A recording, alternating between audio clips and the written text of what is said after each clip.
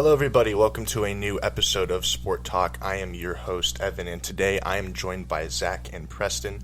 But before we begin, I just want to shout out, follow us on YouTube at Sport Talk and Instagram and TikTok at Sport Talk Podcast. And today we have a lot of topics to discuss, including Urban Meyer getting fired, the whole Kyrie situation, who is the NFL MVP, and Steph Curry's three-point record. Urban Meyer got fired the other day, and it was made national headlines, and it was inevitable, really. Since he'd got there, it has just been a complete mess.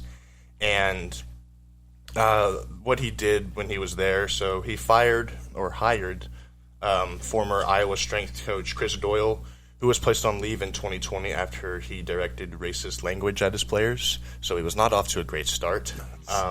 Then Doyle resigned from the Jags because he was a distraction to the team, so that did nothing.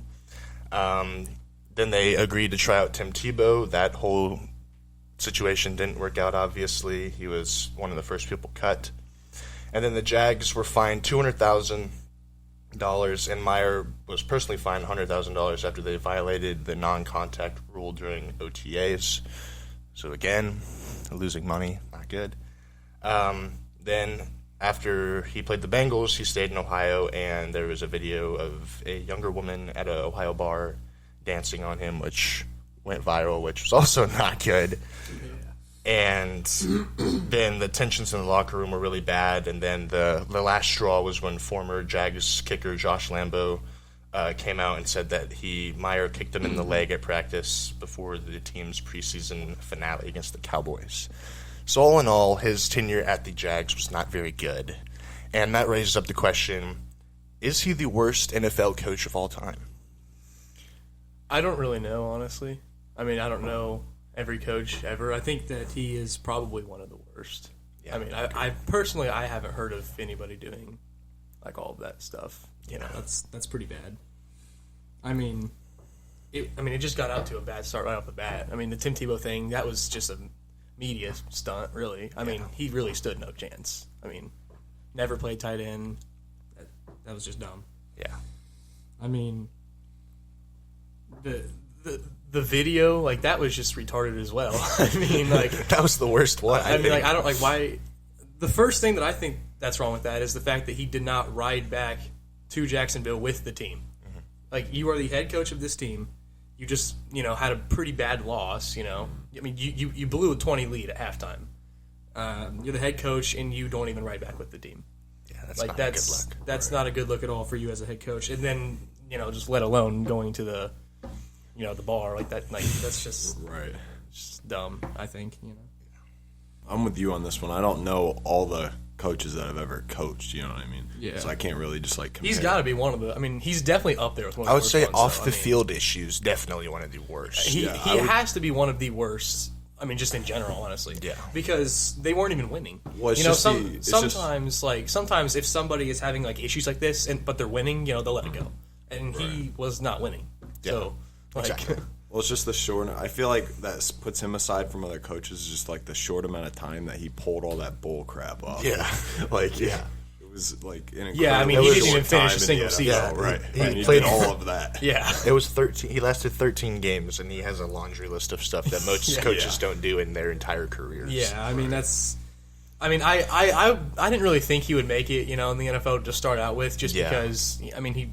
Just different. I mean, the NFL is a completely different level of coaching from college, and I mean, obviously it's way different than high school, but just, from college in general. Nick Saban is one of the best coaches of all time. Mm-hmm. He lasted, one season in the NFL, and that was a losing season, and then he went right back to college. Yeah. The NFL is just a completely different level, because in the NFL, even as a head coach, it's less of a coach and it's more of a coworker, because in the NFL you're working with men. Like, these are like grown men, and if you are a professional football player, you know a lot about the game. Yeah, like, you know a lot about the schemes. I mean, your quarterback is like Tom Brady, for instance. Like, he probably smarter than the coach. Yeah, like, he's probably smarter than half their coaches. Yeah. So I mean, it's like it's a different dynamic. Like, a head coach in the NFL is not in charge of his players. Mm-hmm. Like, it's a coworker type of deal. Right. Whereas in college, Urban Meyer just. Told college kids what to do. I mean, he's just told a bunch of 20-year-olds what to do, and they had to follow him or else they're off the team. Right. And, Yeah. and he's such a good recruiter that he brought in all these guys, and if one person doesn't respect him, he's gone, next one up, so it's like you can't do that in the NFL, Yeah. Just a different coaching type, I guess. Yeah. I agree with you, and that makes me think, like, does this whole situation, does it kind of taint the idea of college coaches coming up to the NFL? Because obviously, like you said, like Nick Saban, greatest college coach of all time, arguably, and when he went to the NFL, he barely lasted. And then you have like guys like Cliff Kingsbury, who he's been solid, but there's been some things about him, and then there's just this whole aspect of college coaches making that leap. Like you said, it's a completely different game because you're dealing with 20-year-olds and they have to listen to you. But like you said, there's like coworkers in the NFL, and there's just so much different things that you have to worry about. And I just don't know if – I don't think that – obviously, Urban Meyer was not ready for that. But also, like it makes me think when he was at Florida and Ohio State and he was having all of this success – was he doing all this stuff, but it was just getting overshadowed because he was winning so much and he was just bringing in all this talent that the media just overshadowed it? I think it definitely was getting overshadowed.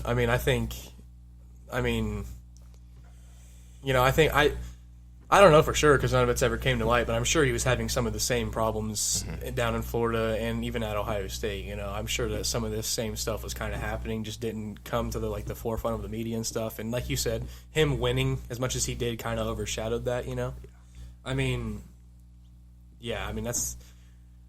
kind of what I think. Even at Ohio State, though, I will say the one thing that came out at Ohio State was I think it was his receivers coach was, found out that he was like abusing his wife or something like that, and he had been doing this for a while. Yeah. And Urban Meyer knew about it, and he just kind of swept it under the rug. And wasn't that a whole big like scandal with the AD and all that stuff? Yeah, and Urban Meyer knew about all of it, and he just kind of let it go and didn't do anything about it. And I think that shows like his character. It's just like if you're all he cares about is winning.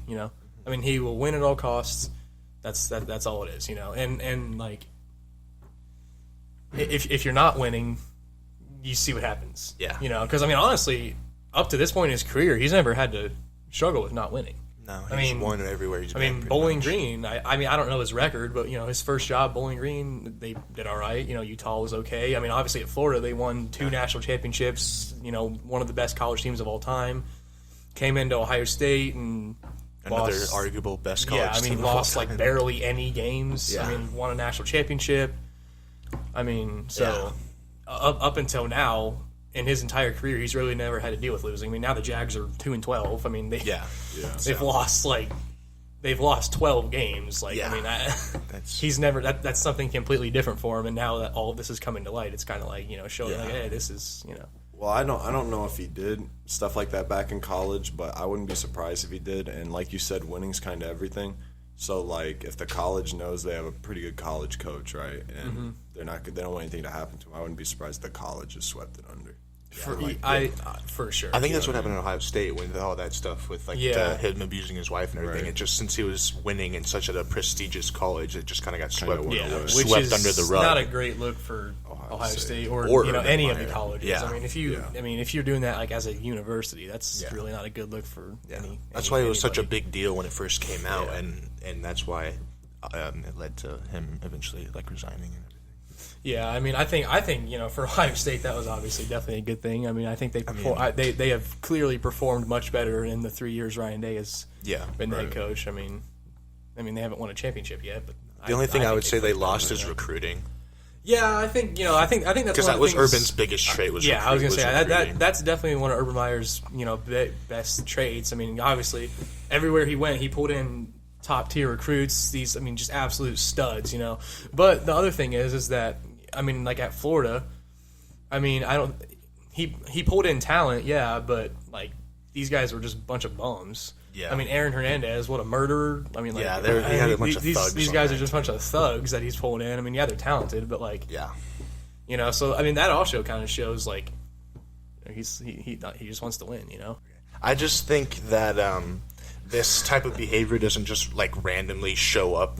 I think it's been built over time, and it's just as a testament to how his actual character is. For you don't just go from being a great coach and having one, I would say, major issue, which people can look past, to going to having basically every other week having some sort of national headline because you did something stupid or you screwed up or. Well, and the thing about the Jags is I honestly don't see any reason they should be as bad as they are. No, they have Trevor Lawrence, who obviously hasn't really been great this year, but he's still he's a good talent. Yeah. James Robinson, undrafted rookie last year, rushes for 1,000 yards as an undrafted rookie. Yeah, the guy's 22 years old. Mm-hmm. Yeah. They have DJ Chark when healthy. They have Josh Allen on defense, who's a stud linebacker. Mm-hmm. I don't understand why they're bad. Yeah. And literally, what was it, 3-4 years ago, they were in the AFC Championship, competing for the Super Bowl. Like Ramsey and all those guys. Yeah, they did lose Jalen Ramsey, so that's a major talent they lost, but they still have a good amount. Right. I don't see any reason why they should be bad. Mm-hmm. And most teams like that in the NFL, it's not a talent issue. Every team in the NFL has talent. If you are in the NFL, you are an extremely talented football player. Every team across the board has talent. I think that's why you see so many upsets. The Jets beating the Bengals. But most of the time, if you have issues like that in the NFL, it is a locker room issue. Yeah, it is a locker room, coaching, or a management issue. And I think the Jags have all three of those. Honestly, I think it's management. I think it's coaching. I think it's locker room issues. And with your head coach causing national headlines every week with something horrible that he's done, that's going to cause major issues in the locker room. None of the players respect him. Obviously, no. I wouldn't. Yeah. If I was an NFL player, I would not. Right. Yeah. I wouldn't want to play for him. None of them respect him. There was a locker room mutiny against him. Yeah, there was a report that Trevor Lawrence despised him. Yeah, I had the Jags last year. Watching them last year, I was impressed at how they played because obviously, like you said, they had. At that time, they had Gardner Minshew, who was, I think, a solid quarterback. They had James Robinson, who's breaking out. They had DJ Chark, Laviska Shenault. He's the other one. He's the other one I was thinking of. Yeah. There's no reason these guys should be bad. They have two very good receivers. Isn't Marvin Jones on there, too? He was last year, I think, at least. I don't know if he still is or not. I don't. Yeah, so they had all of the talent on offense. And then on defense, last year they had, obviously you said Josh Allen. Mm-hmm. They brought in, they drafted, I think, C.J. Henderson from Florida, who I was really high on. Yeah, Marvin Jones is still there. They have a trio of very good receivers. They have good receivers, a good running back, and a good DJ Chark's your guy. Mm-hmm. Laviska Shenault and Marvin Jones. Those are three very good receivers. That is a solid receiving trio. They have Trevor Lawrence at quarterback. He's a rookie, but I think he's talented and he can do it. Mm-hmm. James Robinson is a stud running back. He is he's easily a top 15, maybe. Top 10 running back. At least this year, top 10, I would say. I would say top 10 running back. Yeah, for a crappy team, he is a top 10 running back. There's no reason they should be bad. Yeah. And they just drafted Travis Etienne, which I don't. Yeah, we don't know how he's going to play because he obviously he's talented. But at Clemson, he was a stud, and they can. I'm assuming what they'll try to do is kind of how how the Cowboys are doing it. How they have two running backs and they go Zeke and third Pollard, down. Yeah. But obviously Zeke's more of I think more of a power back than Robinson would be. But but just having Etienne is kind of a receiving third down back, that'll add a whole different dynamic to their offense. And it's still it just gives them a two-headed attack, which that's very. In the NFL, you have to have a two running back attack. You cannot have one. Unless you're the Titans, you have Derrick Henry, but that's you never get that. In the NFL, these guys get so beat up at running back. Exactly. You have to have two guys that are capable. Yeah, if you have a running back averaging 20 to 25 carries a game, after time, it's going to wear on them. So having a guy that can just take even 10 or 15 carries away from that is going to be huge. Yeah, which those guys that carry the ball 25 times a game, they got hurt. They aren't Derrick Henry. They aren't gonna. I don't see any way that they could keep that up for that long. Derrick Henry. If you think of running backs that have the most workload, I would say it's Derrick Henry, Saquon, and Christian McCaffrey, and they're all hurt right now. Exactly. Christian McCaffrey. That's why he's been I thought Adam was funny for picking him. So if it's me and I have the first overall pick in fantasy, I'm not taking McCaffrey. No, he's no longer a top. I'm not taking McCaffrey first overall. I'm taking Henry. I would take Henry. Henry, yeah. I would take Henry. Yeah. I mean, McCaffrey. I'm not taking McCaffrey first overall. He just keeps getting hurt. He's extremely talented, and he does he's like their Swiss Army knife. He does everything, which is great. You know, he gets a lot of fantasy points when he's healthy. Yeah, but that's the But big it's like if is healthy. it's like you said. You know, it's like if you're touching the ball like 30 times a game. I mean, you aren't going to last that long. It's a matter of time. Mm-hmm. Yeah. Going back to what we were talking about with them having Travis Etienne and stuff, I think which will also help is because Travis Etienne and Trevor Lawrence played in college together. So kind of how like Joe Burrow and Jamar Chase, they have that they already had that chemistry going in. I don't think Etienne's going to have the impact that Jamar Chase is having. Definitely not. But I do believe that will help them a lot. I just hope that the new coach that they get in, once Etienne gets healthy, I just hope that they still run their offense through James Robinson. Because if you see this, they need to. Because this year they don't have Etienne. I think their backup's like Carlos Hyde or something. But Urban was barely running the ball, and if he was splitting the carries evenly between Carlos Hyde and James Robinson. When you have a stud talent in James Robinson, and he just was not utilizing him correctly. James Robinson is probably the best player on their team. Yes, I would say so. I think at this moment, yes, I think James Robinson is the best player on that team. Yeah. Because Chark hasn't been healthy. Yeah. But, and then Trevor's been kind of disappointing. Yeah, well, I mean, that's... I think that's partially because of coaching and stuff. Yeah, too. and his team, like, his O-line's not that great, is it? No, they don't have a very good O-line. See, that's what I was going to say about picking Etienne in the first round. They had 2 first-round picks. Number 1, Trevor Lawrence. Yes, obviously. I think it was 20-something. They picked Etienne. If I'm the Jags, I'm taking an offensive lineman at that pick. I'm not taking Travis Etienne. I just got an absolute, star running back out of free agent. We just signed an undrafted free agent running back the last season. Absolute star. Yeah. That was a hit. That was a huge hit. Mm-hmm. Why are we taking another running back in the first round? Yeah, no, I agree with you. I was very, why are you picking him there? Because he was a fringe. He was a late first, early second guy. I would have put him. And honestly, if the Jags don't get him, like you said, it doesn't hurt them at all. No, he's just another guy to have. Really. I think the best thing for the Jags would be working him more in the slot. Yeah, I think because if you look at him in college, he was known as a receiving back in college. He made a lot of impact in the passing game, from the running back spot. So, he's fast, he's quick, he's got good hands, he runs good routes. I would work him in the slot more if I was the Jags because I would use him as your other running back too. Yes, so you got Robinson and you got Etienne as your running backs, but I would work Etienne in the slot more too because it gets him on the field more and it utilizes him more than it would just being a relief back for Robinson. But that's just me, though. I think that'd be a good use of his talents. If you look at him, like I said, he's fast, he's quick, he's got good hands, Yeah. And if you look at the people that went after they selected Etienne, guys like Elijah Moore, Javonte Williams, Javon Holland.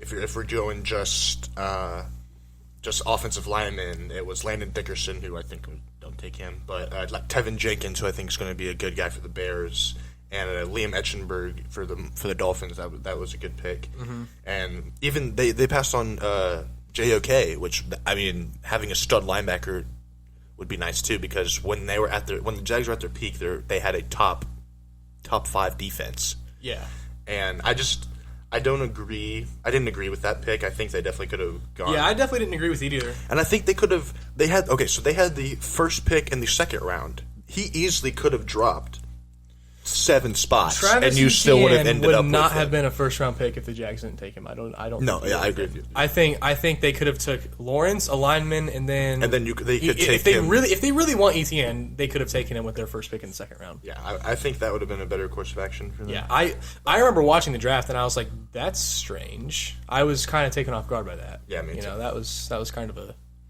I didn't agree with that move. Yeah. The Jags, like I said, they aren't managed very well. No, yeah, just management. Isn't their general manager the old Giants coach? I don't know. Tom Coughlin? No. Wait. I thought he had I don't know. I know their manager is like some I don't know. They just need to do her whole rehaul. Yeah, I mean, But what is nice is they currently have the best odds for the number 1 pick this year. So they Really? could, yes, because the Lions won. the Lions beat the Cardinals. So the Lions have won 2 games now and tied 1, right? Yeah, so they're currently second, and then so since the Jags only won 2, they currently have the best odds for the first. So with the Jags having the number 1 overall pick, I feel like that the Jags, as a head coach, I feel like that would be one of the most intriguing jobs for a coach to have, because you have number 1 overall pick, Trevor Lawrence, who's a stud quarterback, and like we said, talent in there. they have good talent. Some candidates that have been brought up, and the main guy is the Tampa Bay Buccaneers offensive coordinator Byron Leftwich. He's been on Bruce Arians' staff and the Cardinals, and then he went with Tampa. And he obviously coaches Tom Brady right now, and Tom Brady is really high on him. He's gone out and said that he's a really great coordinator, and I think the experience that he's gotten from Tom Brady and Bruce Arians would help Trevor Lawrence's development a lot. Because, like we were talking about earlier, the reason that Trevor has kind of been struggling is probably because of Urban just not being that great of a coach. And if you have a coach that's coached with the greatest quarterback of all time, that knowledge is going to be very helpful for your up-and-coming quarterback. And some other names is Packers offensive coordinator Nathaniel Hackett, the guy that you were saying, the former Lions coach Jim Caldwell. I think that's who you were talking about. Josh McDaniels, coordinator for the Patriots. Eric Bieniemy, offensive coordinator for the Chiefs. I don't want him to leave the Chiefs. I know. He does good with the Chiefs. Another one was Doug Peterson, the old Philly coach, and then the Baltimore Ravens defensive coordinator Don Martindale. I think their number 1 candidate is the Brian Leftwich. Yeah, and I believe I'm more than likely he'll probably be their next coach. I think that'd be cool. Yeah, I think he also has some ties to Jacksonville as well, which help a lot. I think that'd be cool for the Jags. I think that would be a good hire. I mean, yeah. Kyrie Irving, throughout this entire season, has been in the news because of multiple things, but the main one being that he is unwilling to get vaccinated, and because of New York state law, unvaccinated players cannot go into arenas, so he's not able to play home games. So the Nets just said, screw it, we're not going to let you play any games until you get vaccinated. Until this COVID breakout that is happening currently happened, and the Nets said, okay, we'll let you play for away games, but not home games, obviously, because that's the law. And I'm pretty sure Kyrie said he's still not going to get vaccinated and all this crap. But do you think him coming back makes a big difference for the Nets, or do you think the Nets right now without him are okay? If Kyrie came back, I feel like the Nets would still be better. I mean, it's Kyrie.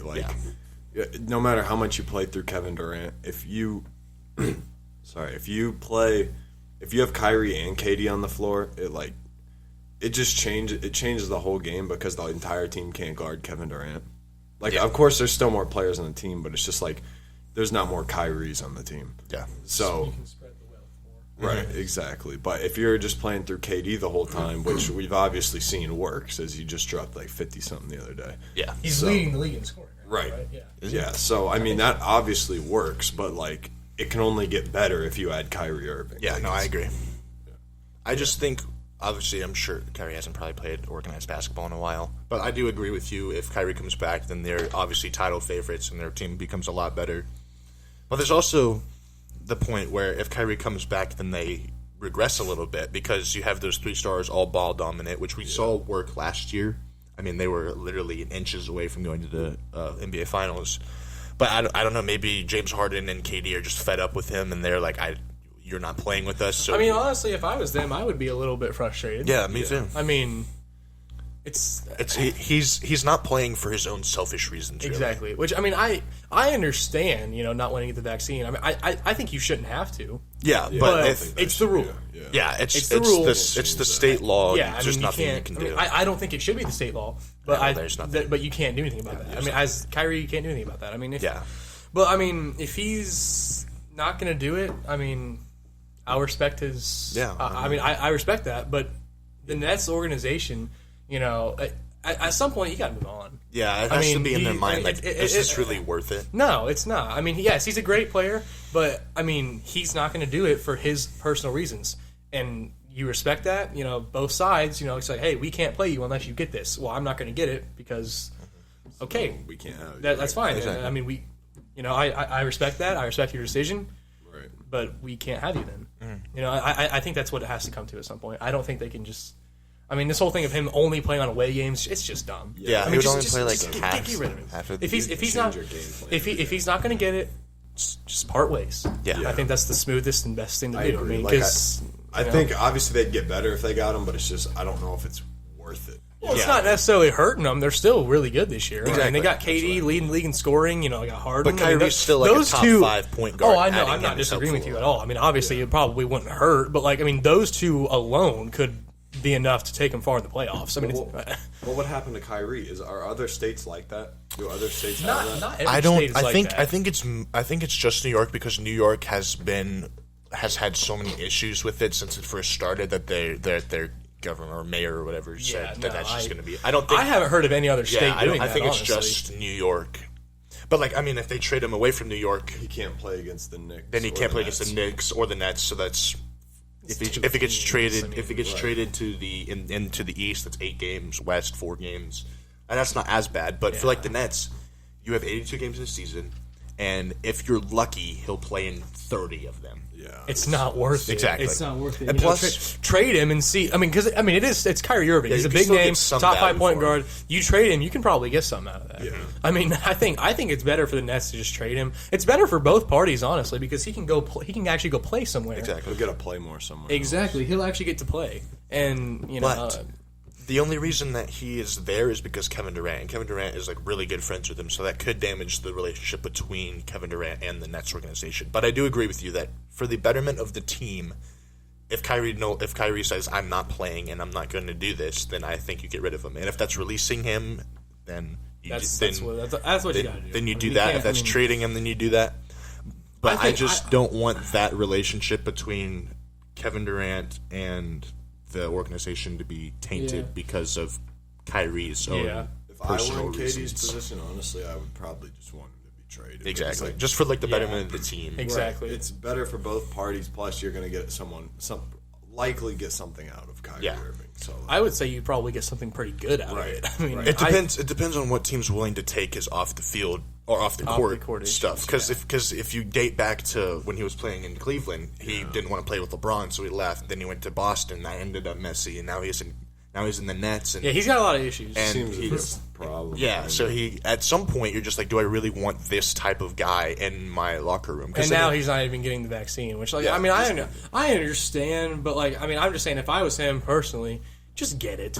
Yeah. I mean, it's not going to hurt you. I mean, all these conspiracy theories about it, it's not going to hurt you. Just get it.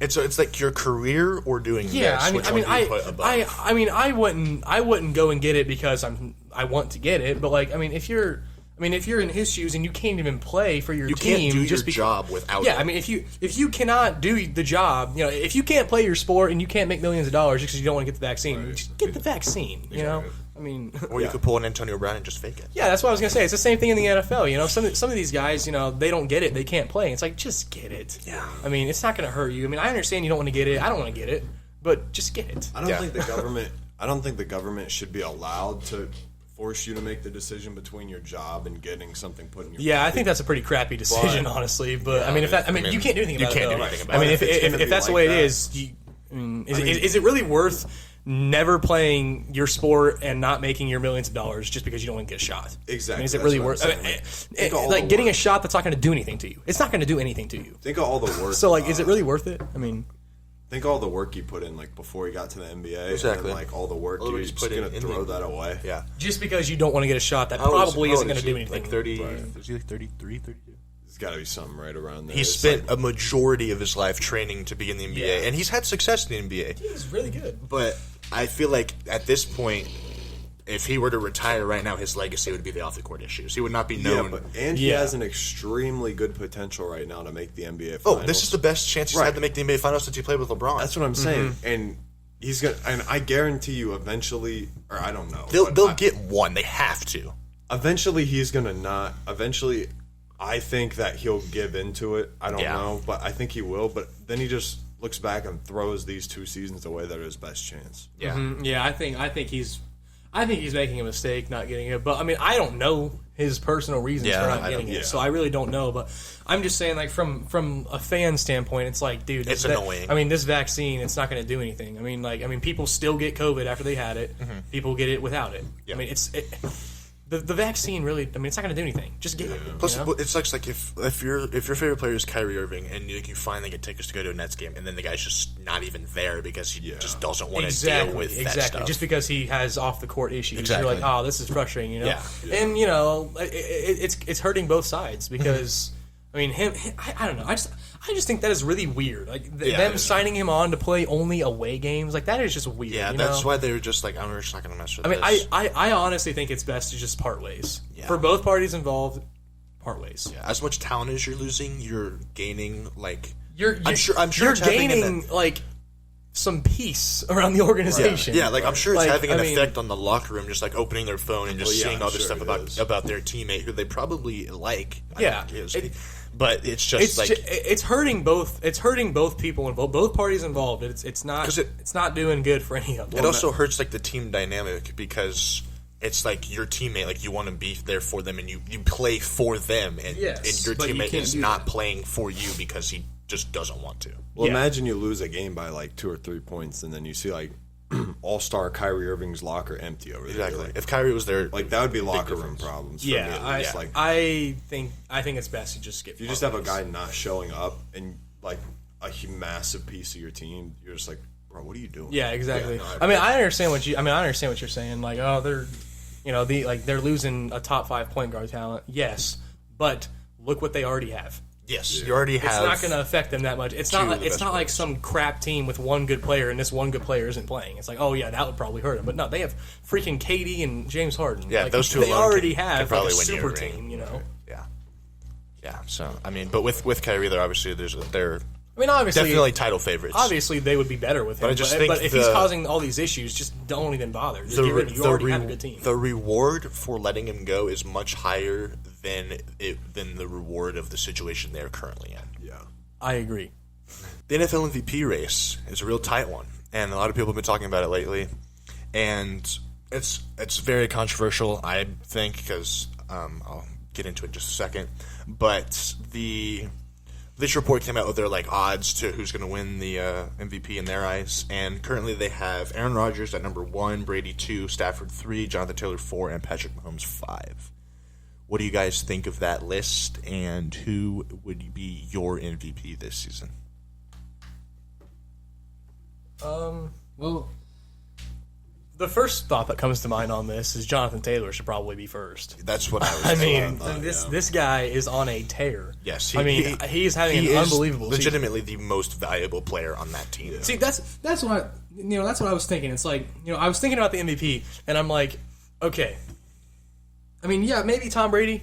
He's a great player. Tom Brady leads the league in passing yards. He leads the league in passing touchdowns. Mm-hmm. He has an obscene. I mean, he's like over 4,000, like probably almost 5,000 passing yards. 4,348. Yeah, so he's got like almost 4,500 passing yards. He's got 38 touchdowns, I think. 36.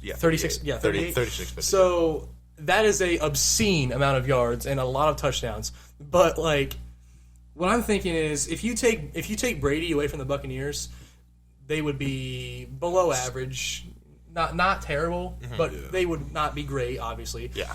If you take Jonathan Taylor. Well, not even Jonathan Taylor. If you take Aaron Rodgers away from the Packers, they are awful. Yes, and we saw that already. Once or twice this year. Mm-hmm. They are bad. Yeah. If you take away Aaron Rodgers, they are a bad football team. Yeah. The Colts, if you take away Jonathan Taylor, I guarantee you they're not as good as they are. Before this season started, or not before the season started, but like earlier in the season when Jonathan Taylor wasn't having the numbers he's currently putting up, they did not losing a lot of games. The Colts were, I think at one point in the season, they were 0-4. Yeah. 0-3 or 0-4. Yeah, I mean, until Jonathan Taylor started going off and they started giving them the ball, they were losing games. So, I mean, like, I think in my eyes, the MVP is Jonathan Taylor. But it is a quarterback award. It is a quarterback. Unfortunately, it is a quarterback award, which I don't think is totally fair. No. I don't think that's fair, but unfortunately that's how it is. So I would probably say, I mean, I like Tom Brady a lot, and I like what he does. But I mean, I'm just saying, that an MVP is your most valuable player. It would almost have to be Aaron Rodgers. Yeah. I mean, again, it was just him last year, but I think it almost has to be him again. Because I mean, we saw what the Packers are without him. Like in 1 or 2 games this year, the they drop off had Jordan Love. from him to Jordan Love is very insane, very large. I mean, the Packers are bad without Aaron Rodgers. Yes. So I think if you're giving it to a quarterback, I think it's Aaron Rodgers. I mean, Tom Brady has the better stats actually by a pretty good amount. He has Rodgers in almost. He has Rodgers in pretty much 1,000 passing yards, which is a lot. Yeah, he has him by 6 to 8 touchdowns. He's thrown more interceptions. He's thrown more interceptions, but with the amount of yards and touchdowns he's thrown, you're gonna throw more picks, So like, I think Brady has Rodgers in almost 1,000 passing yards. He has him by 6 to 8 touchdowns. Aaron Rodgers his stats are there. Aaron Rodgers is second in the league in QBR, and Tom Brady's fourth. Yeah.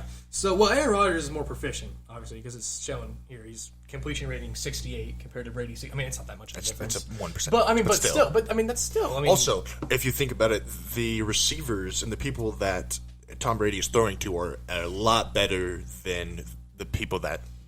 Well, I think Devontae Adams is probably the best receiver in the NFL. Other than Devontae Adams. I mean, but after Devontae Adams, who do they have? I don't know how to pronounce his name. Valdez. Scantling. He's good. I mean, okay. He's big. Yeah. I mean, he's a touchdown guy. They have Alan Lazard, who's solid. Is he playing? Yeah, he's playing. As far as I know, I'm pretty sure he's playing. He's a big dude. But then would you rather have Chris Godwin? Mike Evans. The Bucks definitely have better weapons for sure. Who's your third receiver? Brown. Antonio Brown, right? Well, Brown's suspended. So, I mean, they have Scotty Miller, who's Antonio Brown still. Scotty Miller's kind of their fast dude. I mean, he's like a little short dude, runs like a 4.3 or something like that. So, I mean, so you take the Bucks weapons over Aaron Rodgers? I would take the Bucks weapons over Aaron Rodgers. That's for sure.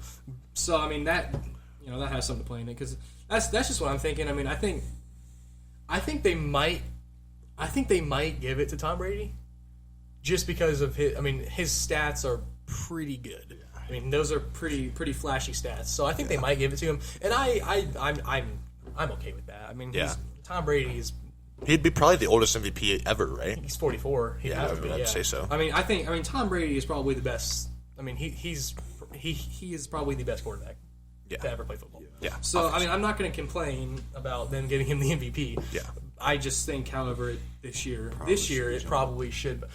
It should be Jonathan Taylor. It should be Jonathan Taylor. I think if I'm putting a vote in, I'm putting Jonathan Taylor. Oh yeah. If it is a fair MVP race, it's Jonathan Taylor. Because just Jonathan Taylor. Let me pull this up here.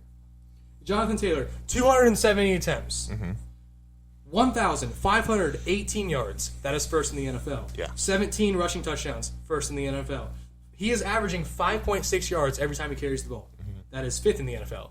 That's top 5. He even has 36 catches for 336 yards and another 2 touchdowns. That is 19 total touchdowns. That is second in Colts franchise history, I'm pretty sure. I think that's second. The Colts franchise touchdown record, I'm pretty sure is 20. I'm pretty sure the Colts franchise record in touchdowns is 20. Do you know who? I think it's Edgar and James, I'm pretty sure. Probably. It might be It probably is.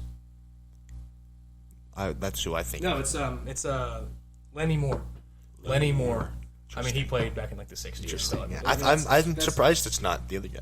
Yeah, I mean that's the Colts franchise record for most touchdowns in a single season, all-purpose touchdown. I mean, besides a quarterback passing, like receiving and rushing touchdowns is 20. Jonathan Taylor is 2 touchdowns away from setting that record. He's going to set that record this year. He's also averaging 108 yards per game, which is impressive. He also has the where is that? He is the 5th player in NFL history to score a rushing touchdown in 10 consecutive games. He even had 5 in one game. Yeah, he had 5 touchdowns in one game. Yeah, I mean, this guy is absolutely insane. He's having an amazing season. It is an unbelievable season. To think, what's even crazier is this is his second year in the NFL. Yeah. He was a rookie last year. He was a rookie last year. And now he is number 1 in fantasy points as well. Now he's Just and now just to point that out he's there. arguably the MVP in his second season. I think he which we should be haven't the MVP. seen from Patrick Mahomes. Even Patrick Mahomes. Patrick Mahomes won MVP his second year. He did. He sat Sat rookie first year, second year. He wasn't threw he? 50 touchdowns on MVP. But we're talking about Patrick Mahomes. He's heralded as one of the best quarterbacks in our game today. Yes. And we're talking about a running back right now. Yeah. No, I think Jonathan Taylor.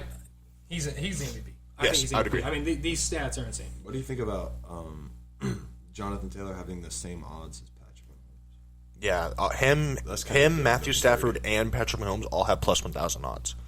Which so they're taking, and then Rodgers has plus 125, and Brady has plus 175. I don't like that. Like, see, I don't think Patrick's anywhere I think- near Jonathan Taylor in the Yeah, race. I would Not agree with this you. year. So I think that's- I wouldn't say I think this that's year. If Patrick didn't I think him and the Chiefs are heating up right now. Yes. obviously, Yeah. but I do It's not. just say. the slowest if start. if Denying Patrick didn't Jonathan have Taylor the start that he Yeah. had, then he would be higher on this list. right. But Yeah. because he was just abysmal for the first 2 or 3 games, Yeah, the team was absent. Yeah. I just think denying Jonathan Taylor the MVP is just. That's what they did to Derrick Henry last year. Oh, I know. And They did the same thing to Derrick Henry last year. shouldn't be how He had it is. basically I the will exact say that, same season. Aaron Rodgers was very good last year. I know, but he's so he's very was good Derrick this year, Henry. So I mean, yeah. Here's what I think is going to happen. I think they're going to give it to Aaron Rodgers or Tom Brady, but they'll give Offensive Player of the Year to Jonathan Taylor, like they did last. Offensive Player of the Year will go to Jonathan Taylor, Like they did last and year with He will Derrick also Henry. have the rushing title as well. Yes, I don't even think anybody. I mean, the next closest guy in the rushing title is Joe Mixon, And then He's- third's Derrick Henry, and he hasn't even played which since is week 8. Unreal. Yeah. That's But insane. the second closest player in the rushing title is Joe Mixon, and I think he has like 970 some odd. You know, Taylor's like 600 yards in front of him. There's no way he's going to catch him. Yeah. Like I mean, Jonathan Taylor is going to win the rushing title. Yes, And obviously. he will probably win Offensive Player of the Year. I think he should win MVP. I think he should win all 3. Yeah, I mean- but I think realistically he's just going to walk out with the Offensive Player of the Oh Year. no, realistically that's what's going to happen. But I think I'll it give should that be to MVP. I don't understand. I just think it's totally unfair to deny him the MVP award I know. with the season he's having. I mean, it is an unreal season. He is going to have over 21 touchdowns by the time the season is over. 21 touchdowns. Yeah. As a He running back, has. it's crazy. He might even reach 2,000 yards rushing. Who He knows? could. There's still He almost has 2,000 all-purpose yards. I know, that's what I'm saying. And he's very close to 2,000 all-purpose yards. He'll have 2,000 all-purpose yards. Probably by next week. He might have 2,000 rushing yards by the end. I mean, there's three, yeah. 4 games left. If he finishes the season with over 20 touchdowns and over 2,000 rushing yards, you have to give it to him. I would. It would be like that would just be like robbery not to. I agree. I think they're totally robbing him of it as we speak. I think a big thing I mean, also is the record. The Colts right now are 8-6, That's and what they're I'm saying. currently second in the AFC South. But if you look at the top 2, which is Brady and Rodgers, they're leading the division. Aaron Rodgers is 11-3, leading the NFC North, and Brady's 10-4, leading the Well, the NFC Packers South. are the number 1 team in the NFL. Exactly. All over. I think that's what also helps their case a Yeah, lot. I Is because mean, their team and is winning more than the Colts are. Yeah, I mean the MVP is a lot more than just stats. I know. The MVP is stats. It's how your team's doing. It's also media too, like It's how the media it's it's how the would- media portrays you. So I mean, it's probably going to be Brady or Rodgers. I mean, Packers number 1 in the NFL. They just won the NFC North. The Buccaneers are, I think they're top 5, top 10 in the NFL. Maybe I think they should be second in the division, right? Or no, they might still be first, even though they just lost to The the Bucks? Saints. Yeah, the Bucks. Yeah, they should still be first. Yeah, I think they're still first. They're 10-4. So I mean, yeah. So I mean, they're a top 4 team. As long as they win out and play well the rest of the season, they'll have a they'll have a division championship. So I just think it's funny, like Aaron Rodgers, like the last 2 seasons he has had, it's just a complete like just slap in the face to Green Bay. Yeah, it because really he was super like mad because they didn't draft any receivers and they drafted his replacement, and then he's his replacement is bad. I know, and then he's gonna go out and probably win back-to-back MVPs. Yeah, And he's then, probably gonna win the MVP. and then he just makes that Packers move, and their whole organization just looks stupid. Yeah, I mean, I think he might stay though. I think he probably really will. might. I mean, I don't know if he's Realistically, gonna leave. I think he will. I mean, I think he was going to leave, but I think that he's having fun this year. Yeah, he's having and fun. their And he made it. He made it to the NFC Championship last year, and he'll probably do that again. I think the Packers might go to the Super Bowl. This I year, think they. I honestly. think mean, they definitely can. It'll probably be the Bucks and the. I mean, it'll probably It be the depends. Bucks and the. It depends how the Packers. Cardinals and like Rams play. Because if they're at their top, they're hard to beat. But I still think the Packers can beat both of them. Well, the Packers did beat the Cardinals. Yes. I think. I don't trust and as Matthew far as I know, Stafford both enough. of those teams were healthy. I mean, the Cardinals did not have DeAndre. Yeah, that's the biggest thing is health. But I mean, yeah, but I think the Packers could be. I mean, the Packers could for sure beat the Rams because for some reason they are not insane. Like, I mean, they have games where they're insane, and then they have games where you're just like, "What am I watching?" They're now? a little inconsistent. I mean, that's what I said. They've been on a tear the last 2 games, but before that, they had a streak of like. And I like the Rams. I mean, Yeah. I like the Rams. They got some guys that I like, but it's just like I don't know. Yeah, like Stafford had I think it was like 3 games with throwing a pick 6. Yeah, And then. Yeah, but because during the beginning of like the first 4 or 5 games, he was a front runner for MVP. He was going nuts, averaging like 400 yards a game, at least 3 touchdowns. Yeah. They were winning. Well, and see, that's because I remember the first time I watched the Rams this year. I think it was on a Monday night game, and I was really excited to watch them because they had been on a tear throughout the whole season. And I was like, these guys, they got Cooper Kupp, who's like ridiculous this year, like unbelievable. Yeah, and why he should be on this list too. I think he should be. I would put him over Patrick Mahomes. I think he's been more impressive than Patrick Mahomes. I mean, my. Okay. I know you don't want to put probably 2 Rams players, but Cooper Kupp is arguably having the best wide receiver season.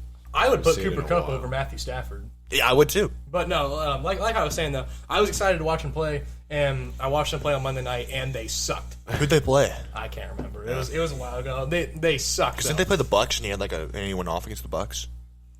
I can't remember.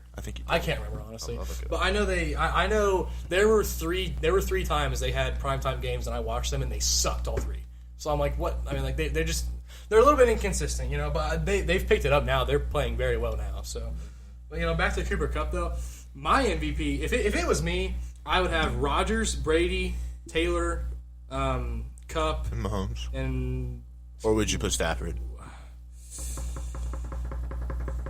I would say Stafford because Mahomes had a slow start, but Mahomes is picking up and Stafford's kind of declining a little bit. Yeah. So that's why that's a tough one. Those 2 are about tied. I mean, honestly, if it was me, the winner would be Jonathan Taylor, and then it would be probably Rodgers, Brady, and Kupp. I mean, I think Kupp should at least be in the consideration. Yeah, he should be in consideration. I mean, he's leading the NFL in receptions, yards, and touchdowns. Yeah, he is. Isn't he about to break the receiving? Is he on pace to break the touchdown record or receiving record? Probably both. Or receiving yards? Probably both. And that hasn't been done since Randy Moss, right? Isn't it Randy Moss? Who's Randy Moss's record, right? Yeah, I think so. Yeah. But talking about, I know for sure he is on pace to break the fantasy points record. Well, yeah, he scores like a stupid amount. But going back to what you're saying, when I was talking about the Bucks game, the Rams won that game 34-24. Stafford threw for 344 yards and 4 touchdowns. I did see that game. I saw that game, and that's against one of the best teams in the NFL. They had just come off a Super Bowl, and that was his MVP. Like statement game. Yeah. But then if you look, weeks 9 through 12, all 3 losses. He averaged two picks a game, and only in those 3 games only threw for 5 touchdowns. Yeah, he had a bit of. I mean, he had a rough stretch there. Yeah. So Cooper's on pace to threaten all-time receptions and receiving yards. Jeez. Yeah, and he already had 13 catches in the last game. He already broke the Rams all-time receiving record for most. Yeah, and by week 10. Yeah, he's. I think halfway through the season. I mean, it is a ridiculous. I honestly think this is the first year that we've had in a while where it's debate. Like it's actually a debate if a quarterback should win it or not. Because I don't think in the last couple, it's an automatic. Yeah, it's either Mahomes, Lamar Jackson, Aaron Rodgers, like you just said. I mean, I think last year could have been a toss-up for Derrick Henry. But but it wasn't like we have now, where we have two skill guys who skill players who have a huge, who have a large case. Taylor should win it. Yeah. Cooper Kupp should be. I mean, he has a strong case. Yeah. Yeah. I mean, there are several. The race this year is pretty good. Yeah. I mean, there's several players who I think have a strong case for it. I think the strongest case is Jonathan Taylor. I think it's. I mean, and like we were saying, they still got like 3 games left. So by the end of the season, he will have set the franchise record for most touchdowns. Mm-hmm. There's a very good chance that he will eclipse 2,000 rushing yards. Yeah. So he'll have well over 2,000 all-purpose yards. Yeah. I think that is just insane. Yeah. That is just second crazy. year in the NFL. Yeah, I think. Do they? I think he has the strongest case. Yeah. I mean, and depending on how the rest of this, the late stretch of the season plays out, if he does, hit all these like stat goals and stuff, then he really might. He might have it. They might consider it more. Plus, if he gets the Colts into the Super Bowl as a wild card, that would be nice. They're not in the Super Bowl. I don't the playoffs. think the Colts are going to the Super Bowl. I didn't mean the Super Bowl. I mean the playoffs. If he gets them into the playoffs as a wild card, that's good for that helps his case as well. I think they have a good chance for playoffs. Yeah, definitely. I really do. I honestly think they could be a sleeper to win the Super Bowl. I don't think they're. I don't think they're going to. But out of all of the teams that are in there, they would be my sleeper team. The AFC is pretty tight, though. I mean, you got it's real close. AFC North is pretty much up for grabs every week. Yeah, it's literally a one-game difference. If the Browns would have won yesterday, they would have been top of the division. Yeah, well, and this just shows you like the race in the AFC North. With a Browns win yesterday, they are first. Mm-hmm. With a Browns loss yesterday, they're last. Fourth. Yeah. So they are now fourth. Yeah. So it was either number one or last. Yeah. I mean, that's just how tight it is. I mean, the Steelers beat the Titans this week, so that's, big win for them. Mm-hmm. The Ravens have kind of been terrible recently. But Lamar hasn't played. They still have a good record. The Bengals are starting to play better. Yeah, they had a good day. Speaking of insane seasons, Stephen Curry. He is having probably one of the best seasons he's had in the last 5 years, I would say. He just recently broke Ray Allen's three-point record of 2,974. Yeah. And my question is, do you think once he says he's done, he retires, do you think that record will be an unbreakable record? And before we go, I just want to say, if he is on pace right now for roughly 4,286 three-pointers made in his career. Yeah, it's not getting broken. I cannot think of anybody that will break that. Because, dude. Well, here's the thing, though. Records are made to be broke.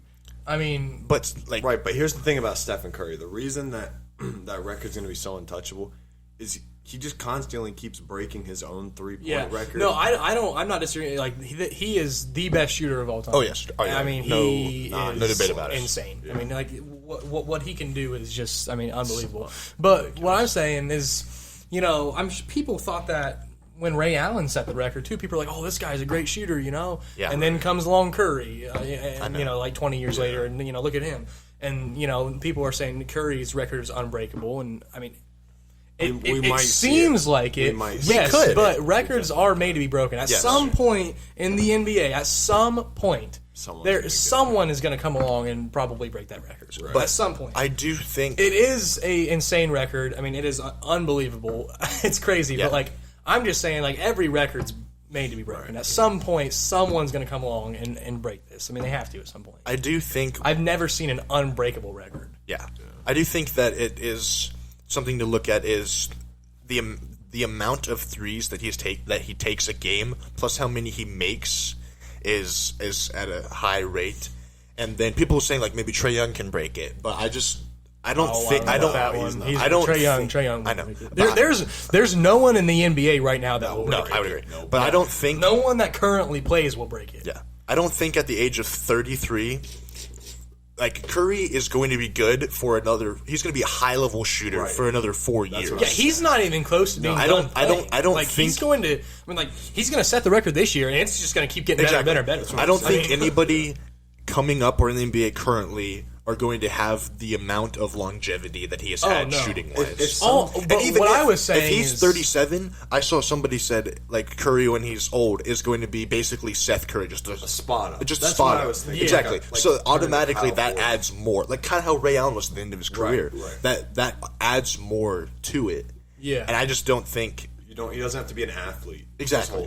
He doesn't have to I'm trying to think of a player that would have to be an athlete for a long time, but you know what I mean. I know what you mean. He doesn't have to be jumping out of the building. He doesn't have to just out athlete people, right? Yeah, because he's just smart and his stroke is just the best we've ever seen. Yeah. I think Steve Kerr. I think it's some of it's offensive stuff. Oh yes, they set once Steve Kerr got there, he unlocked Stephen Curry's potential. Well, he has the best off-ball movement I've ever seen. That's what I'm saying. He's the best off-ball player. He's the best off-ball player of all time. The off-ball movement in that offense, I think, really helps him with these. I forget how much it was. He runs over 3 to 4 miles. Yeah, he just runs in circles. Yeah, that's what I'm saying. I mean, he is the best shooter of all time, but I think a lot of him like a lot of the opportunities he's getting is also due to just the offense. Yeah. Well, yeah, that's definitely the greatest offense he could possibly put. Oh, in. 100%. You have Klay Thompson, who's arguably one of the best shooters. And then you have Draymond, who's an all-around guy who gets him open all the time. And then Steph, I mean, he gets himself open. And you just have a supporting cast that doesn't need the ball. Exactly. Yeah. And so let's say that Steph ends with 4,000, over 4,000, and that record is unbreakable. Yeah. Do you think, once it's all said and done, do you think Stephen Curry has a case to be considered a GOAT? Here's his resume right now. 3 rings, 2 MVPs, 7 All-Stars. He's on the 75th team, 7-time All-NBA, career 24 point per game, 43% three-point field percentage in his entire career. Add probably 3 more All-Stars, 3 more All-NBA teams. I don't think they're going to win a championship. Yeah. Maybe he might win MVP this year. The only thing that I would say he doesn't have on all the other guys is three-pointers. Or not three-pointers, is the championships. I would say... Because he has 1 less than LeBron, 3 less than Jordan, and 2 less than Kobe. Look, personally for me, I would say he would not be a GOAT. I would say that because too. I consider, like, if you're going to be in the GOAT conversation, you would have to be a top 5 player for me. Like, Yeah. Because if you think about it, you can't fair. you can't have a player that's like, I don't know, like just throwing it out there, like 15th best all time or something, and be like, oh yeah, you can make a GOAT case. No, the GOAT's the number 1. You can't make a GOAT case for someone that's not in the top 10. Yeah. No, I don't know. I don't think. I wouldn't consider him to be. But I think once it's all said and done, I think he can be on, even when it's the said and done. Fringe, like in some people's minds, he could be up in that top 3. Well, in some people's minds, yeah. Well, It that's- really I just mean, depends on what you think. Yeah, the it's GOAT personal is. preference. It's opinion. It's always how it's going to be. I think. I don't think he is. I think he is the best shooter of all time. Yes, and he will- he is one of the best players of all time. Yes. I think that's. Insane. I mean, what do you say? I mean, he's got to be one of the best players. Yeah. Of all Like time. when it's all said and done, he'll probably at least top 10. But He'll be top 10. But he is not like Would be tough. the best. Like in my mind, when you say GOAT, that is the best player. Yeah. That is the best player of all time. I do not think Curry is the best player of all time. Right. I think he is one of the best players of all time. He will be a Hall of Famer. He is the best shooter of all time. Yeah. He's the greatest of all time at how he plays. No one's ever played like that. No, That's yeah. good. I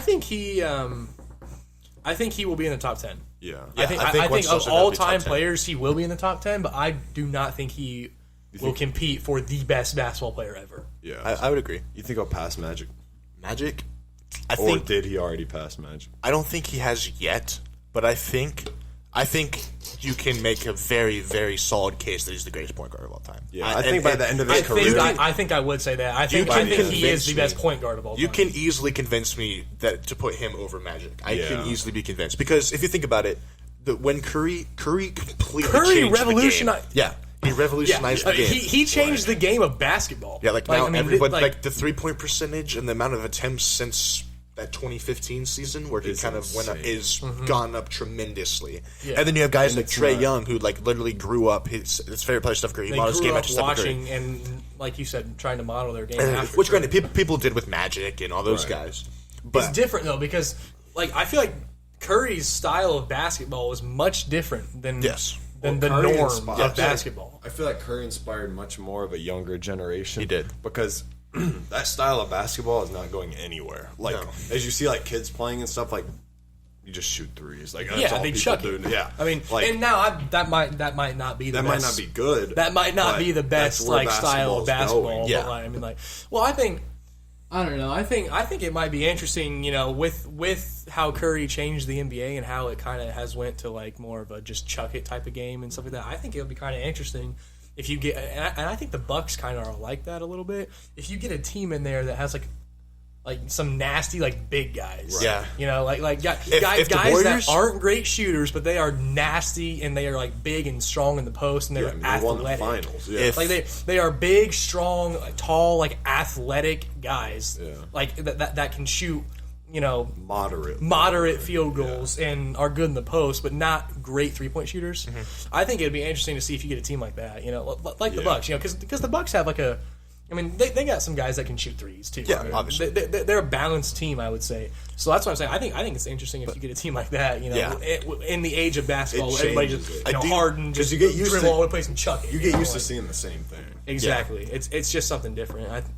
I do think, like you're saying, and how you were saying as well, how the game has like been more 3-point oriented. But with Giannis, he very rarely shoots threes, and he still makes a big difference. Yeah, he still makes a big. And then you also have guys like Zion. When he's playing, he doesn't shoot many threes. Difference maker. Ben Simmons, obviously not right now, but at his wasn't that the dude last year? Yes, yes. but at his peak when he was doing good. He was not shooting threes, and he was making a difference on the court. Yeah. So I don't think it's not impossible. Plus, I feel like the era of centers is back as well. Like you were saying, just a big man that can like. I know there's obviously shooting centers, but there's guys more. Here's what I'm saying about when I say big man like that. I don't mean some big honking fat dude. No, I know that. I know. You're talking about that just like posts dudes up and sets screens. Like, that's not I know you're talking about like a Giannis type. Yeah. I mean like just an athletic freak that doesn't need big, like tall dude that is like very strong but very athletic. Evan Mobley, like a guy that moves. Yes, like Evan Mobley. If he puts weight on Evan Mobley, he can still shoot a little bit, but yeah. And then you have up and coming guys. Giannis or a little bit bigger and stronger than Giannis is what I was saying. Like guys like that, like not some just massive fat dude that is just good at setting screens and like destroying people in the post because he's just fat. Like that's not. But because if you have guys like that, it's a like fast-paced game. Exactly. If you have guys that are just massive fat dudes down there, they can't like get back and play defense because that's the thing with like having a big dude like that is that nowadays with the game being so shooter oriented and stuff, these big dudes have to be able to move and play defense, which is why I'm saying like Giannis would be like with the 5-out offenses and stuff. They can't just like set up camp in the paint. Exactly. Yes. So, Like that's why I say a guy like Giannis, or maybe a little bit bigger and stronger. I mean, Giannis is insane, but like just I think a little bit bigger is about as big as I would say. But I think that'd be interesting. I do find it interesting how the number one like prospect in this year's class, Paolo Banchero, he doesn't shoot many threes. He's a power forward. He's not like Giannis, but he's 6'10", big dude, very athletic. He's not at the same like build as Giannis because there's only one Giannis. But and then you see like Chet Holmgren, who lengthy center, shoots a bunch of threes. He's fallen to like the second. He was the unanimous guy first, but now he's the second because I just feel like a couple of people. It's nice to have a change of players. Yeah, that's what I was saying. It's nice. It would be nice, and it would be a little interesting to see a change. Which I think it's getting there. I think it used to be like fully perimeter oriented, but I think it's still perimeter oriented. But I think it's getting a little bit more to if you can't shoot threes, you can still make a big difference on the court. Which I was happy the Bucks won last year. I think the Bucks are very good. It's solid all around team. Yeah. No, I agree. But then you have however, it is very fun watching Curry and the Warriors just chucking these threes from the other side of the court. That's pretty sweet. When it's working, it's fun. When it's not working, it's a bit ugly. Well, yeah. See, that's the thing with the Warriors is because you live or die by the three. Yes, you are. If you're on, you're going to win by 1,000,000. If you're off, you're going to lose by like 30. Yeah. It's like Well, like you said, you live or die by the three, Right. So but the thing with Curry is most of the time he's on. So he's very rarely. Normally it's okay, but there are occasional times when he's just it's rough. Yeah. What blows me away is that Curry keeps getting that. Like he keeps improving. That's what's crazy about him is he improves every season. Well, like every year he gets better at playing and better at shooting. It's like how can you possibly get better? What I've noticed is he constantly breaks his 3-point. The 3-pointers per season. He's breaking his own record. Yeah, right. That's what I mean. That's why I don't think anyone's coming close to the record anytime soon. Because nobody that currently plays will break that record. Because the thing is no one can hit the amount of threes he's going to hit this year. Yeah, in a season. Yeah. But then, I'm just guessing, but it seems like he's doing it every year. Next season he hits more. No one can hit that either. So it's just like he's just going to keep putting distance between himself and other people. The only thing I was saying though is that at some point in the game of the NBA, it'll happen. It will Like, probably somebody happen. will come along at some point and probably break this record, and Yeah. it will be insane. Records are made to be broke. That's just how it is. But Right. right now, there is nobody that plays right now is going to break that record. I mean, that is just an outrageous record. And what he does year in and year out. I mean, is every record's going to get broken. very eventually. special. Yeah. I don't actually. That's I don't. what I I don't was know. Wilt's.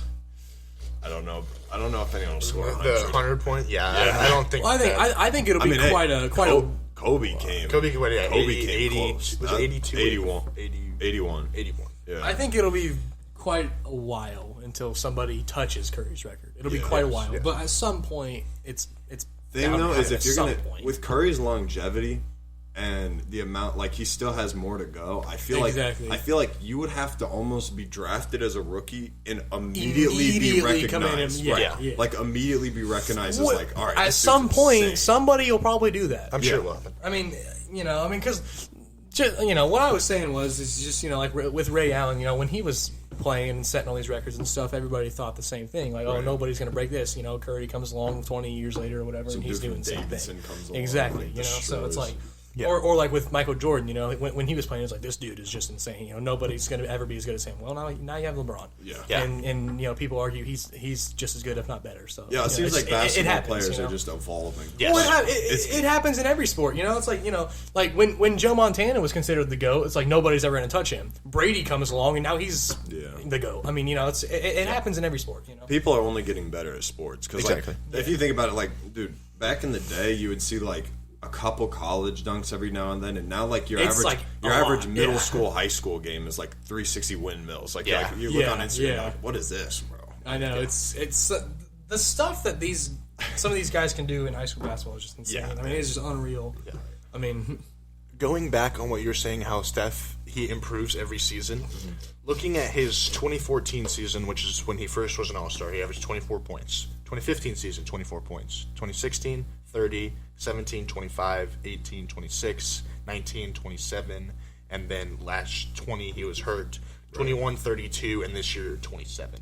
Yeah. So he's gone up in points per game, at least one every season since he broke out. And He's hitting more threes. he's hitting more threes. Yeah. he's fourth in the league in scoring right now. Correct? I think he's up there. Yeah. I don't know exactly, but I looked. He's fourth behind KD, Jason Tatum, and Trae Young. Jason Tatum's up there. It said that he is second. Hey. You can check it out. That's No, just- I'm sure you're right. Yeah. It just surprises me. Yeah, I mean, it surprised me too. I can't believe with the amount of threes he's hitting this year. I can't. Yeah, believe he's well, no, first. Steph's arguably been like the best player in the NBA. Him Yeah. and KD are up for MVP. Yeah, I get but what it. I He think didn't is beat Curry. what I think Yeah, is I know. even more impressive that he's doing this year is he went from a team last year that barely made. They were Warriors they were in the were play they were in the not good play last in year. they were in the play in and they lost to the Grizzlies and the Grizzlies made it into the 8 seed. To this year, they're the best. They had the best record. They in have the, lost 6 games. They have the best record in the NBA, and they're In the currently entire they're season. currently 24-6. And they're second in the West. Who's first? I Oh, think it's the Suns. Suns. Okay, 'cause I was gonna say who's Because they were on like 18. The Warriors did beat the Suns though. Yes, they did. Yeah. And I think that's a testament to Steph Curry. But I also think the supporting cast of the Warriors have also stepped up a lot, like Jordan Poole. Yes, their supporting cast. Jordan Poole has stepped been up phenomenal. Big time. 'Cause I know Gary last- Payton the third has been phenomenal. And here's what's crazy. When their guys come back. Yeah, they Well, when Klay James Thompson comes back. James Wiseman and Yeah, Klay and Thompson Wiseman, yeah. haven't played this year. I think Klay is coming back in Klay's January. coming back in January. And I don't know when. I don't know Wiseman's Wiseman's coming back. timetable. But you add a starting lineup of Curry, Poole, Clay. Draymond, and Wiseman. Wiseman. That's is a nasty. contender. That is nasty. That's a contender. I mean, The teams are triple teaming Curry right now. and can't Exactly. do Yeah. anything Have you about seen it. some of those, and have you Klay seen Thompson some of is those pictures? That is the thing that's so insane about the Warriors. They literally have 2 of the best shooters of all time. Curry is the best shooter of all time. Klay Thompson, I think, could be considered He's in the top. conversation. He's one of the for best. shooters of all He's one time. of the best Catch and shoot. This players man of all time. scored, what was it, 50 some odd points Yeah, that took while like only 6 dribbling dribbles. 4 times. He ridiculous. took 4 dribbles in an entire game and scored over 50 points. Yeah. Yeah. Like, what? That's ridiculous. Yeah, Clay is. Klay, I think Klay Thompson is one of the best shooters of all time. as well. Curry is the best. I would Yes. say the only person Klay Thompson's Clay's probably up behind- there. Okay, I don't know about shooters all the time. Like, I would have to think about it for a minute. But like catch and shoot players, I'd say he's only behind Ray Allen. Yeah, I would put Ray Well, I mean, what hurts him? What Curry, hurts him? Allen. I mean, I think Clay's up there. Though. It also hurts him that he hasn't played in the last 2 years. That hurts him a lot. That's 2 years of stats that is just not there. Yeah, that really. I mean, you got to remember. Well, it hurt the Warriors too. If you look at the Warriors last year, Steph Curry was literally putting that team on his back. Yeah, he averaged 32. That team, the pretty sure he Warriors led the last league in year. scoring. The Warriors last year was literally just Curry. The entire season, he put them on his back the entire year, and now this year. They have got a team back. They've got a supporting cast back, and look what they're doing. They've lost 6 games. They are legitimate contenders for the championship. Hey, who's the Warriors' old head coach? Was that Mark Jackson? Is that his name? He was their coach at one point. Yeah, I think he was before Kerr. He was. If I'm not He mistaken. was before Kerr, because I remember seeing an Instagram post way back in I think it was 2013 or something like that, or 14. He was like, "Yeah, I got the best shooting backcourt of all time," and everyone's like, "Oh, this guy's on crack." Yeah. And now they're just now it's true. Like it's He was stupid. right. Yeah, He was right. So, Yeah, it's just crazy how. Yeah, Steph's 33 right now. He's 4th in scoring. He's not even that old. I know. He's gonna play He has. for another. He has another little 4. He has while. another 4 years of consistently being a top 5. and then you NBA think player. maybe another couple then, years of two- him two kind or of three slowing of him, down. 2 or 3 of him just becoming a spot up. Yeah. Yeah, that's what I say. You know, you got another handful of years of him doing what he is now, Could you and then maybe a imagine- couple other years after that of him just kind of slowing Could down. you imagine just as he's slowing down, just seeing a young core on a team, and then just Curry sitting on the wing, just ready to catch and Yeah. shoot? Yeah. That could still destroy. I people. think the Warriors have got they've got it pretty good for they've- another couple of years. And even when Curry leaves, if they keep most of the guys that they have, People are gonna they keep have going good there. players. They drafted Moses Moody and Jonathan Kuminga last year, who haven't played much this year because their team has so many good players. But Wiseman's eventually will young. play. Wiseman's young. Poole has broken out. I think he can be a huge piece for them. Obviously, Draymond and Clay and those guys will decline, but I still think they're not going to be where they were when all those guys were not playing, where they were just bottom feeder. Yeah. I think they'll still be a respectable team. But one thing that I am not concerned about, but I feel will be something to monitor is when Clay returns. Obviously, he will be a shell of himself. I think the shooting will still be there because I feel that's something that was always with you. Yeah. But on the defensive end, I don't think he's going to have the amount of impact that he had before these 2 injuries, because he had 2 significant injuries. He tore Achilles and ACL, which are 2 significant leg injuries. And to be a good defender, you have to be laterally quick and you have to move quick. And I don't know. He probably I don't think he's practiced that much. Well, the other thing is though, is that he's still going to have an impact.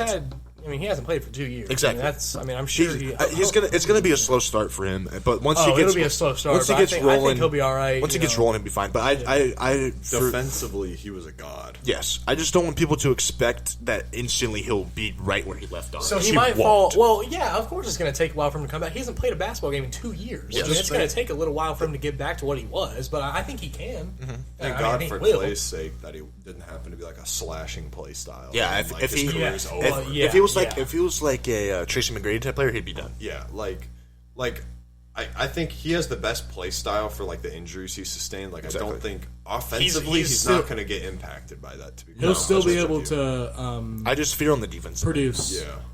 Right. Defensively, maybe. I don't think he's going to be an all NBA defender. I think those days are probably gone. Well, he's still going to be a solid defender. He'll be one of the better defenders. I'm not really worried about his defense. I don't think Klay Thompson will ever be a weakness on defense. No, I don't think he will either. But I just don't think he's going to have the impact he had before he had this. I don't think.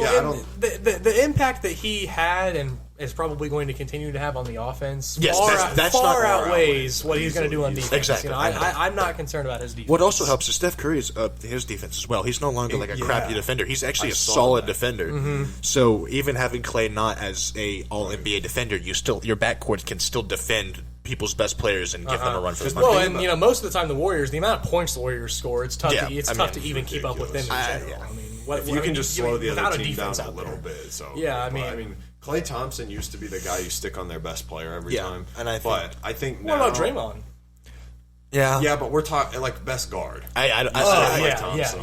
Draymond can guard guards. Defensive player of the year. I know times. He can guard guards. I understand what you're saying. Not a guard though. But if Draymond ends up, if you're going against the Nets, who have Trae Young, who have KD and Harden, you put Draymond on KD, and then they would put Clay on Harden, and then that would be it. I would not put Draymond on.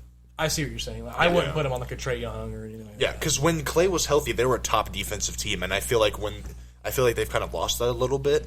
Obviously, because they've been. Well, can these young guys play defense? I mean, they can, but not to the extent of what they used to. Because they used to have guys like Andre Iguodala, defensive stopper. True. I mean, but I'm just, all those types of dudes. All I'm saying is I'm really not too concerned about them on the defensive end because the amount of points that they score on offense is just absolutely insane. Well, unless you run some type of zone, if you put Draymond on a smaller player, you are going to have a massive mismatch. Yeah, it shouldn't be much of an issue. It just isn't going to be as great as it once was. They'll have to probably produce more. I feel like that's one of the best. It also might come down to scheme too, like defensive, like game plan and scheme. Also, is that's the thing too. I mean, at that point, it's we'll see what the coaches can do. Yeah, exactly. Because I mean, if you don't have the best players, you can still win. Well, basketball's kind of like what we talked about earlier with the Urban Meyer thing. It's like you got like the locker room, you got coaching, and then you got the actual players on the court. And it's like I feel like the Warriors have the best locker room. Yes.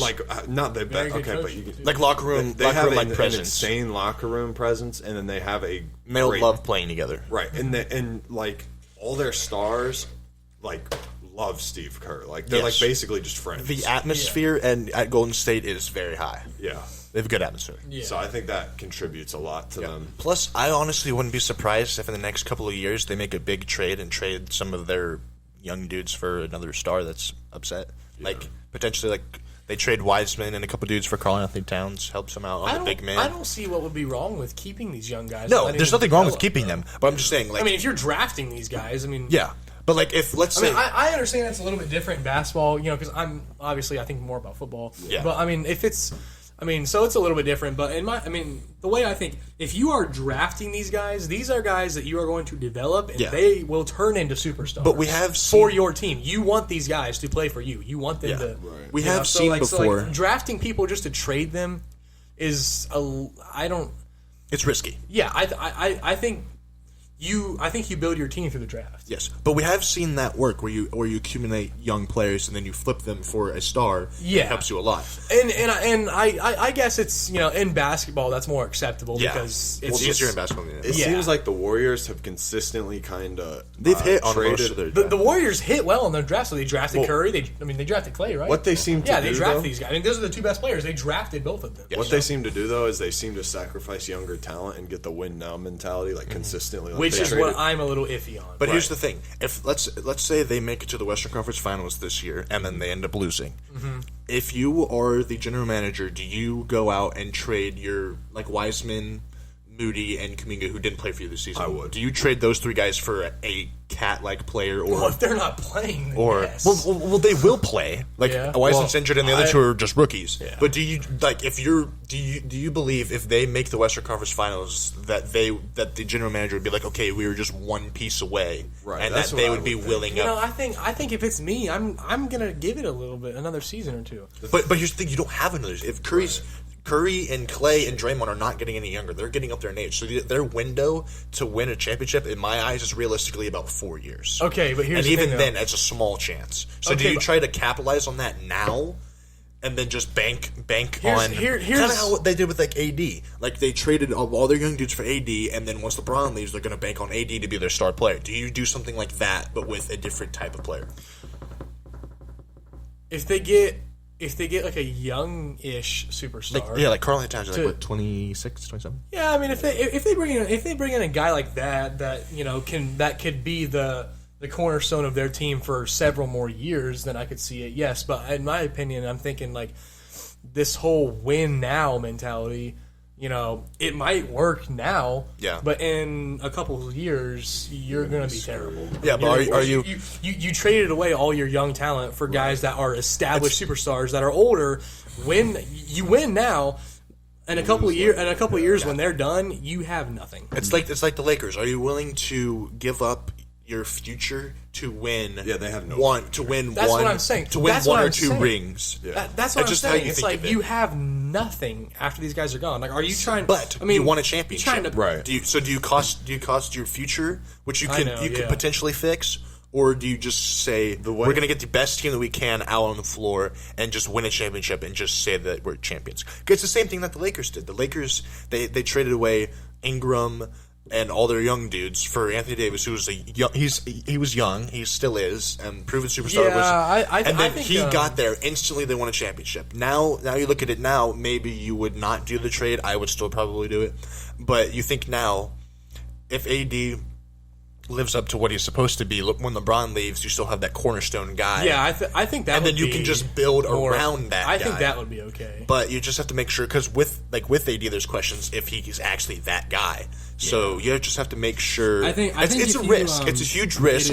But is, for sure. Does the reward outweigh the risk in your eyes? The way I look at that is, if you look at for the Warriors, for example, if you look at the younger players like Poole and like Wiseman and all those guys, if I look at them down the line now, we have no idea what's going to happen. They could be really good. They could be bust. If you look down the line, though, I don't see those two guys significantly like it's not like, okay, these dudes are championship winners in 5-6 years. Like it's not obvious to me, you know what I mean? But it could be. But we don't know. But if I were to choose between having them around a couple years from now or having a significant chance at adding a piece for a championship, I think I'd take the championship. I mean, I guess it is. You know, if we're talking about basketball, like I said, it's a little bit different. Yeah. So I guess if as long as he's like a young-ish star, because I mean, in basketball you can play till your late 30s. So I mean, like he's on, you know, if he gets some guy, you know, some superstar in their mid 20s, maybe, I think I would probably go with that, because he could be. You know, he's that piece you need to win now, and then when everyone else is gone, he's still that superstar piece that you can just rebuild around him. Right. So I guess that would make sense then. You know, in that situation, I think I would do it. What I'm saying is, I wouldn't trade all my young talent for some dude that's like 38. No, obviously not. Like no, like I'm saying like a guy. This guy is going to come in and he's going to win us a championship this year. He's like 40, but he'll win us this year. Unless he's like, that's a waste of your pick. Unless it's like Chris Paul. Like Chris Paul, they traded away some dudes and then he won him. But Chris Paul's still playing though. I know, but there's not another Chris Paul. But what I'm saying is like trade for like a guy in like 25 to 27 range, which is still young. That could still be the cornerstone of your team when all these other guys. If you trade for a dude in his 30 or higher, you're making a mistake. That's what I was saying. Yes, no, I agree with you on that. But here's the thing: are you willing to bank on your young guys developing into players that can help a championship team, or are you willing to have a surefire player that has already proven himself to be a good player that could very well increase your odds to win a championship? Well, here's the risk. It's a risk either way. Here's my thing, though. You're gambling. Here's my thing, though. Is why did you draft these guys then? If you're not sure because that these guys are going to, well, I mean, obviously you can never be sure. Exactly. You don't know, but you do research on these players. Yes. Right. So but at the time, you really look into them, what they can do on the court, they're off the court, you know, who they are as a person, their work ethic. You take all that into account, and you know their talent, and you think, hey, this guy has what it takes to become a superstar. Draft him. Yeah. So, I mean, what I'm saying, if you don't think that guy has the ability to be a superstar, then why are you even drafting him? Yeah, that's a good point. Well, I think you should do it kind of how I feel like the Lakers did it perfectly. So they drafted Ingram, Ball, and then who was the third one that they traded? Hart. And they were on the team for 2 or 3 years, and then they're like, okay, we might be able to win with these guys. But there's a disgruntled star who could instantly put us in a championship contention. And when you're drafting those 3 dudes, AD is not available at that time. AD is still doing his thing and winning. Yeah. So you don't know that in hindsight you would, but you don't know at the time that he's available. And if like that big star becomes available, you just have to. In my eyes, you have to take a risk. Yeah. It could either work out or not. Or you could do something how like the Raptors did. The Raptors traded. I mean, they traded like DeMar, which I don't want to say he wasn't young at the time, and then like did they draft Siakam? Yes, they did. And then they drafted a couple picks for Kawhi. They won their championship, and then Kawhi left. But if you ask any Raptors fan if they would change it, I guarantee they say no. Mm-hmm. because they have a ring. That's the first ring they've ever even won. though they suck now. It's Yeah, like they have they, a ring. yeah, they have their one ring, and I don't think any Raptors fan would change that. That's true. You just have to take a chance. You're either going to get a ring now and suck later, or you're going to be mid on both seasons and not get a ring. Exactly. And there's also the potential that your guys could develop, and you still won't win a ring because there's a That's what I lot mean, of yeah. factors that go into Right, it. so it's like you may not get one now, and you may not get one later. So if you can try to get one now, try to get one. Yes, You know what but no, I do agree with you. If there's a person, if the guy's like 30 or above, I would say absolutely not. Yeah. But if the person's like 25 to 27, where he's entering in his prime, I would say yes, I would take the risk. Yeah, Especially I for a think team like I the agree. Warriors, I think I agree. who have had so much success lately, and their stars are aging. I'd say you try to make the most of you can Of now. what they have left with their before they're just left with nothing. Yeah, I agree. I think that's a solid assessment of Warriors. Because you want to take advantage of these superstars or Hall of Famers that you have while you still have them. Yeah. All right, that is all we have for today's episode. I hope you guys enjoyed, and thank you all for listening. Don't forget to check us out on TikTok, YouTube, and Instagram, and hope you guys have a great day.